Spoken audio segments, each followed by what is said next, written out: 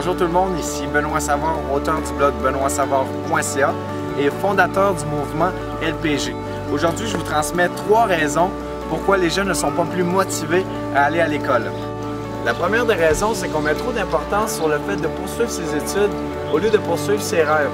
C'est-à-dire qu'on dit aux jeunes qu'ils doivent travailler fort s'ils veulent avoir des bons avantages sociaux et un bon travail stable, au lieu d'essayer de toucher leur cœur et essayer de les aider à trouver leur passion. Qu'est-ce qui leur passionne vraiment? Qu'est-ce qui les fait vibrer vraiment? J'ai déjà manqué d'ambition, manqué de motivation à l'école. Et je vous assure que c'est pas le fait d'avoir un bon travail stable et des bons avantages sociaux qui motive un jeune à aller plus loin. Qu'est-ce qui nous motive vraiment, c'est de voir d'autres gens qui sont en amour avec ce qu'ils font, d'autres gens qui vivent la vie de leur rêve, qui sont passionnés de ce qu'ils font. C'est ce qui nous inspire, c'est ce qui nous inspire en fait à aller plus loin, puis pour nous permettre nous aussi de vivre la vie de nos rêves. C'est pas les études qui vont nous rendre heureux, mais c'est plutôt d'aller poursuivre ses rêves et trouver qu'est-ce qui nous passionne vraiment. La deuxième des raisons, c'est que les jeunes ont perdu confiance, c'est-à-dire qu'à force de savoir faire dire qu'ils ont des troubles d'apprentissage, qu'ils ont des troubles d'inattention, qu'ils sont pas bons à l'école, ils se sont forgés l'identité, ils sont des bons à rien. J'ai parlé à une multitude de gens extraordinaires, des jeunes extraordinaires qui ont un potentiel extraordinaire, mais qui est malheureusement inexploité parce qu'ils vivent avec l'identité, qui sont des bons à rien et qui ne font rien accomplir de significatif dans la vie, dû à tout ce qu'on leur a dit à force de répétition. Ce qui se passe, c'est que ces jeunes-là, souvent, ils vont finir soit drogués ou dans la rue parce qu'ils vivent justement avec cette croyance-là qu'ils ne pourront rien accomplir d'extraordinaire dans la vie.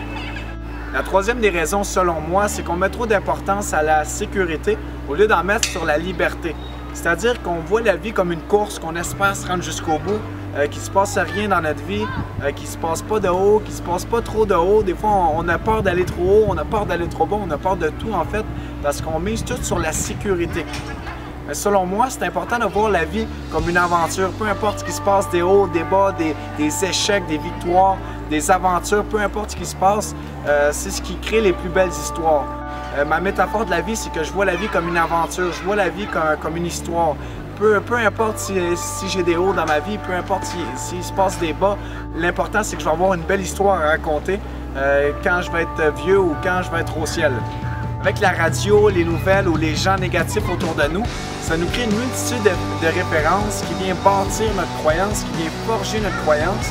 On vit dans un monde extrêmement dangereux où il faut faire attention à tout.